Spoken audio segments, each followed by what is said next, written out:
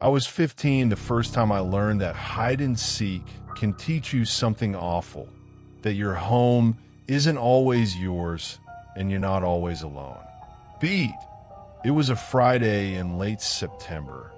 One of those nights where the air turns thin and every sound travels further than it should. I had the house to myself, the lights mostly off, and my best friend across the street dared me to make a kid's game feel scary again. We did our usual thing: rules, boundaries, a countdown. We turned the place into a maze of shadows. It was supposed to be nothing, just a way to kill time until my parents got back. But the game ended with a closed door that should have been open, a voice answering from the wrong floor, and footsteps that didn't belong to either of us. The police said it was nothing. The house said otherwise. A year earlier, when I was 14, I'd already gotten a smaller lesson. My neighborhood backed up to woods that felt endless at night. We used to play out there too, in the tall grass and between the trees. That summer, while the crickets sang, I hid behind a fallen log and listened to something, stand still a few feet away, breathing just enough to let me know I wasn't imagining it. And then there was a whisper, soft and patient, before a kid down the block said he'd seen a tall man watching us from the tree line. And then there was the last time, a hot July afternoon in rural Pennsylvania. A stranger walked in off the dirt road and asked to play Manhunt in my yard. He said my property had a perfect number of places to hide. Beat. He disappeared before we finished the round. That night, footsteps outside my bedroom door. The next night, scratching at my window and a figure standing close enough to fog the glass. I don't tell you these stories to scare you. I tell them because the game is simple. One person hides, one person seeks.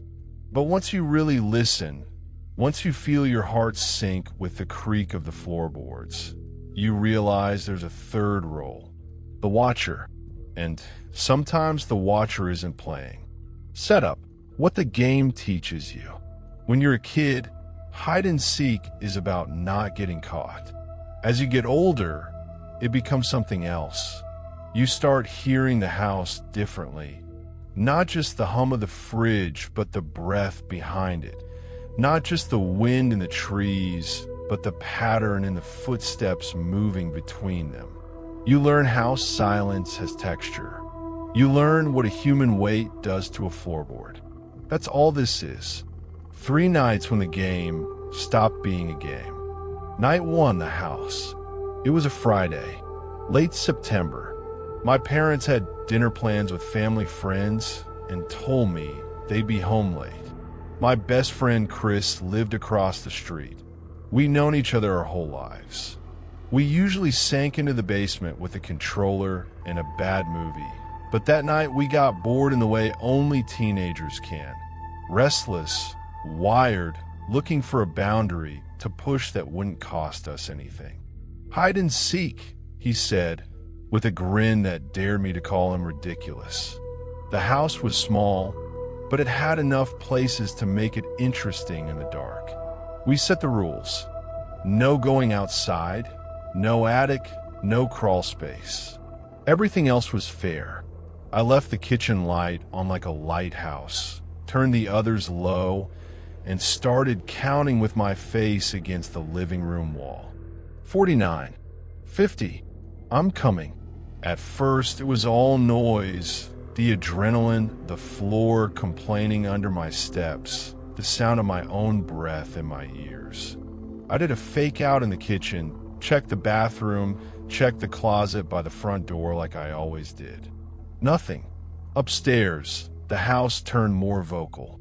Old wood, thin walls, the kind of quiet that makes you think you're hearing whispers under the hum of the air vent. I cleared my parents' room. I cleared mine. The guest room door at the end of the hall sat cracked open. I eased it with my fingertips, bracing for a jump scare that never came. Dark, quiet. I did the usual, under the bed, behind the dresser, inside the closet. Empty. I backtracked to the basement and finally found Chris curled behind a stack of boxes, trying not to laugh. We traded the usual jabs. He claimed I took forever. Then we switched. I slid under the guest bed, pulled the bed skirt down, and tried to breathe without moving. You know the way dust smells? Warm, a little sweet, like paper that's been left to itself for too long. I lay in that, listening to the house settle, counting my own heartbeat. He came upstairs, slow steps, heavy like he'd suddenly gained weight. The bathroom door, my parents' room, then the hall. His breathing, the soft scrape of his shoes on the carpet. He stopped so close to the bed that the bed skirt moved a fraction as the air shifted. I held my breath until my chest ached. Long beat, and then he walked out. I waited, because you always wait longer than you need to when you're under a bed. The silence felt wrong. I crawled out, straightened up, told myself he'd be downstairs laughing at me for giving up. He wasn't there. I'm done hiding, I called. You win. His voice came from the basement. I'm still looking. Where are you? It took a beat for my stomach to catch up with my brain. I felt that cold wash you get when you realize you've missed something obvious. I'm in the kitchen, I said too loud. I was under the guest bed. He came up the stairs. We stared at each other in the kitchen light. How'd you get up here so fast? He asked. I didn't. I was under the bed the whole time. He frowned. I checked that room. I heard someone moving. I heard breathing. I hadn't moved. I hadn't breathed. We argued until it felt silly, then shrugged it off because that's what you do when you don't want to look a feeling in the eye. We played another round, but once you hear breathing from a person who wasn't in the room, you don't stop hearing it. Every creak got teeth. We were on the couch when the house made the decision for us. A heavy bump upstairs, like a box sliding off a shelf and landing wrong. We looked at each other. I wanted him to say parents, but we both knew they weren't due back for hours. We waited. Silence, the kind that aches. Then floorboards. Slow, definite, someone walking down the hall. Beat. We had a choice. Pretend it away or go look. I took the fireplace poker. He stood behind me, and we crept up the stairs, every step telegraphing us to whatever was on the other side. At the top, I pointed at the guest room. The door was closed. I had left it cracked open. We stood there, two kids, trying not to make noise with our throats while the quiet pressed in. From behind the door, something dragged lightly across the carpet. A fabric sound, a sleeve, maybe a breath being stolen from a room. Let's go, Chris whispered. I should have. Instead, I put my hand on the knob. The metal felt colder than the air. I pushed the door wide with more force than I meant to. The room was dark, but I could make out the bed, the dresser, the half-open closet door. No one. Nothing. Just the half-open mouth of a closet that could swallow you if you stared too long. I pulled it open. Coats. Boxes. Shoe boxes with labels I recognized in my mom's handwriting. The kind of domestic catalog that makes you feel ridiculous for being afraid. We laugh the way you laugh when you want something to be over. I turned to go, already writing the story we'd tell ourselves later, and then the front door downstairs opened and closed, clear as if I were standing in the foyer. We froze. You can't not. Your body remembers what it's for. We ran into my room, lights off, crouched by the bed with the poker pressed so hard in my palm that it left a dent. Then footsteps on the first floor, soft, moving toward the basement door. It opened. The steps went down, one at a time, into the concrete echo of the basement. That was our window. We moved, down the stairs, through the kitchen, out the back door. Cold air. Vet roche. We didn't stop until we were across the street. breathless in Chris's living room while his parents tried to figure out if this was a prank or an emergency. They did the right thing. They called the police. The officers were efficient and kind in the exact way you want them to be when you're 15. They searched everything. They checked the windows, the doors, the basement. No forcing, no scuff marks, no fresh prints. Their faces said house sounds and teenage imagination. And on another night, I would have taken a lifeline. That night, I couldn't. Neither could Chris. We'd heard the same steps. We'd heard the same front door. He'd heard breathing in a room I was hiding in.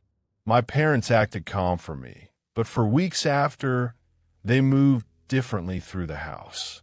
Quieter, listening harder. I stopped playing hide and seek after that. We all did, if I'm honest. It felt like tempting a thing that knew our names. Night 2, the woods. I grew up on a street with the houses back straight into a wall of trees. Daylight made it look like a painting. At night, it felt like an ocean with no horizon. When you stepped 2 rows deep, the light from the porch lamps flattened out and died, and everything sounded closer than it should. It was August, humid enough to taste. There were 5 of us that night.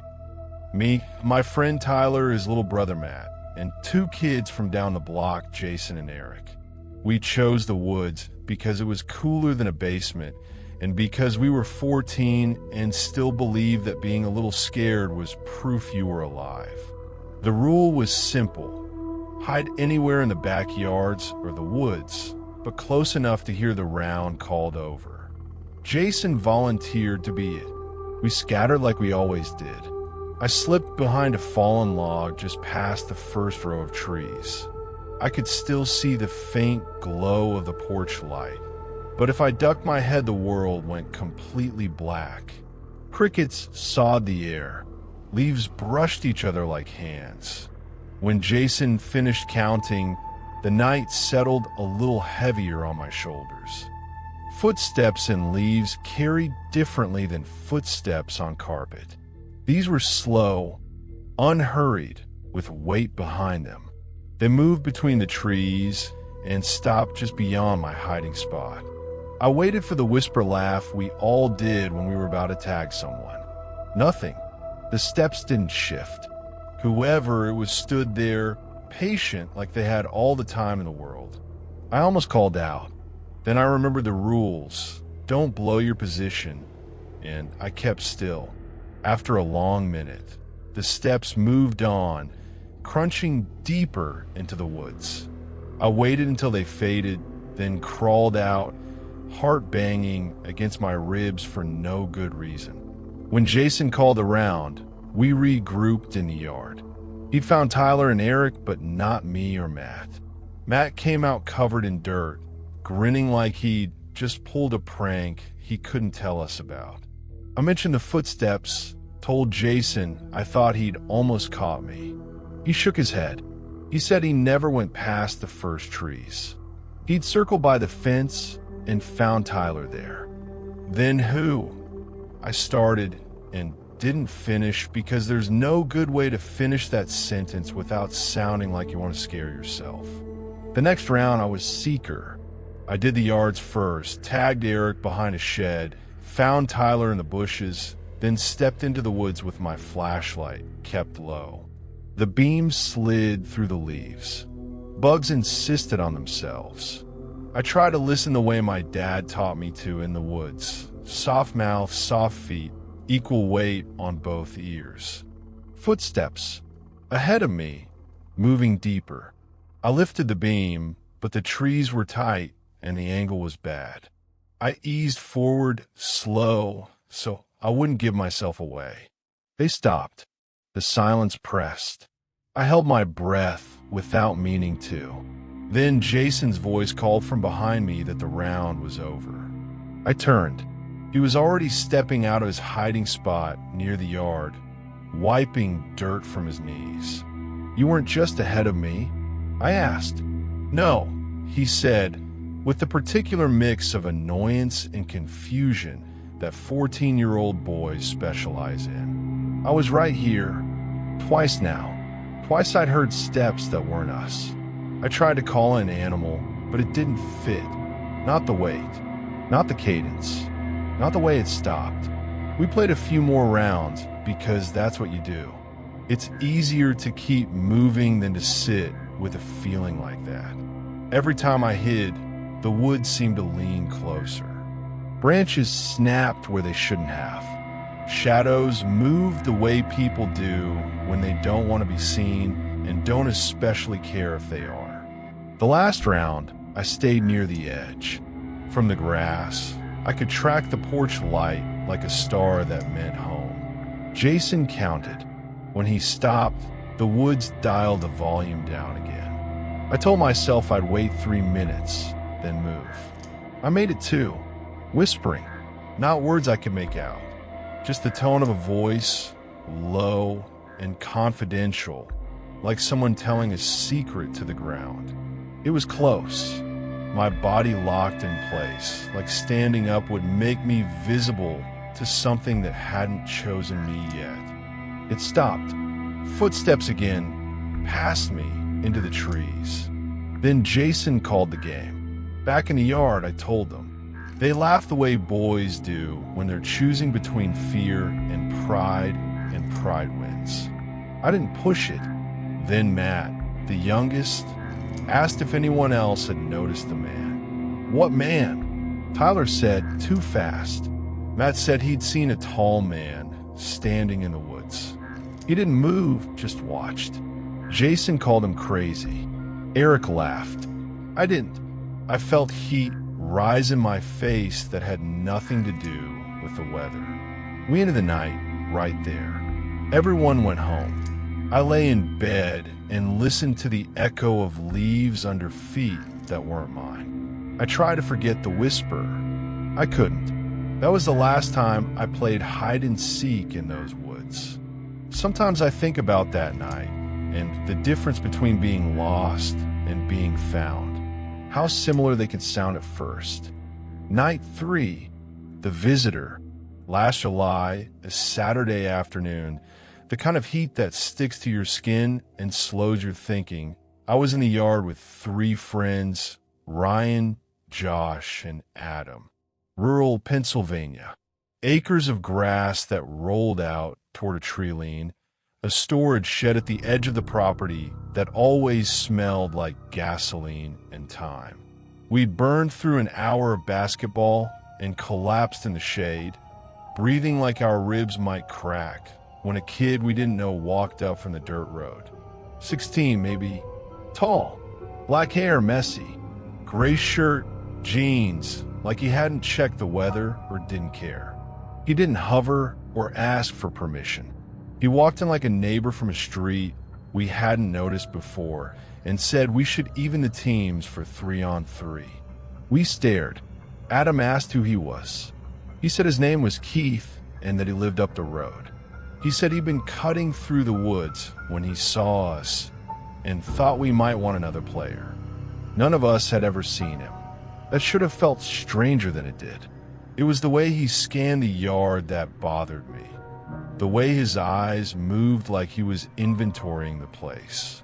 Ben asked if he wanted to play basketball. Keith shook his head. Manhunt, he said instead. This yard's perfect for it. So many places to hide. It felt like a throwaway line, the kind of thing you say to make a game sound appealing. Only later did it land. How would he know? We set teams. Keith took Hunter immediately, like that was the point for him. Adam and Josh went with him. The rest of us, me, Ryan, and Ben hid. Adam kicked a soccer ball to start the round. We ran. Ben tucked behind the garage. Ryan darted for the trees. I took the shed because I didn't want to be deep in the woods with a stranger I couldn't place. I slid under a stack of tarps and pressed my face into the plastic smell until my eyes watered. 10 minutes. Long enough for my mind to wander and then circle back and then wander again. The door creaked. Light found me in a strip under the tarp edge. Then my cover ripped away in one quick practice motion. Adam similит. Got you. We drifted back to the patio, tagged out, drinking water and talking about nothing. Ben showed up a few minutes later, caught. Adam and Josh came back. We waited for Keith. He didn't come. At first, it was a joke. He's a great hider. Then it wasn't. 10 minutes turned into 15. Adam shrugged it off. Weird kid, he said. He probably left. I wanted that to be true. It would have been easier than the other possibilities. The discomfort didn't really land until later, when the sun bent toward the treeline and the yard got that golden green look that makes everything feel like a set. My friends left at sunset. The house went quiet. That's when I noticed a rope by my bedroom window, dirty, weathered like it had spent months outside. I'd been in the yard all day. I would have seen it. I told myself 1,000 reasonable stories. My dad moved something, the wind dragged it. It had always been there and I'd never noticed. None of them stuck. My dad keeps one of the side doors unlocked during the day. He has his reasons. I went room to room that evening anyway. Closets, under beds, the basement. Nothing. Nothing is sometimes worse than something. Nothing means your brain gets to fill in the details. Around 11, I tried to sleep. Around midnight, I still wasn't asleep. A little after 1, I heard footsteps outside my door. Soft. Not the heavy tread my dad makes when he's up late. Not the little cough he always does clearing his throat. These were careful. I said, loud enough to be heard, Dad? Silence. The footsteps stopped by my door. I got up and locked it with hands that felt clumsy. 30 seconds later, the front door shut, a sound that carries through a small house like an announcement. I went to my dad's room. He didn't make me feel like an idiot. He sat up and listened to me without a smile, then took the shotgun from under the bed, and we cleared the house together. Every closet, every room, the garage, the basement, the yard. Nothing. We locked every door and window. The next day, my friends laughed when I told them. That's what we do when we're scared for each other. We make a joke between us and the thing. Ryan didn't laugh, though. He said Keith made him uncomfortable, too. He said he barely talked during the game. He just watched. I didn't sleep the next night. Around 2 in the morning, scratch on my bedroom window. Slow, deliberate, like someone using a nail or a stick with time to kill. I lifted one slat of the blinds, just enough to see a shape, too close to the glass to get a face. Just the knowledge of someone standing there, eyes level with mine, separated by a pain you suddenly don't trust. I stumbled backward and did the stupid thing and the smart thing at the same time. Yelled for my dad loud as I could. He didn't hesitate. He went outside and fired 2 rounds into the air and said exactly what you say when you love someone and don't have anything better. If you come back, I'll. The figure at the window didn't wait for the end of the sentence. We didn't sleep that night either. The next morning, my dad was angry in the way only a parent can be. At me for being scared, at himself for not being able to fix it, at the world for being the way it is. Keith never came back. Maybe he never existed the way we thought he did. Maybe he was a name someone borrowed. Sometimes when I'm outside at night, I think about that piece of rope near my window and wonder what plan I interrupted by waking up. What stayed with me? When I look back at those 3 nights, I don't think about ghosts or demons. I think about patterns. Breathing where there shouldn't be breathing. A door that's closed when you left it open. Footsteps that carry weight you recognize because you walk the same way. A voice that doesn't want to be words yet. We grow up thinking the line between safe and unsafe is a wall. It's not. It's a seam. It runs through houses and yards and woods through games we play to feel brave. You don't know you've crossed it until you feel the fabric of the world catch on something you can't see. Thanks for being here with me. If you've got a story like this, if the game ever stopped being a game for you, tell me in the comments. I read them. And if you want more like this, you know what to do. Stay safe, lock the door, and don't ignore the breath under the bed.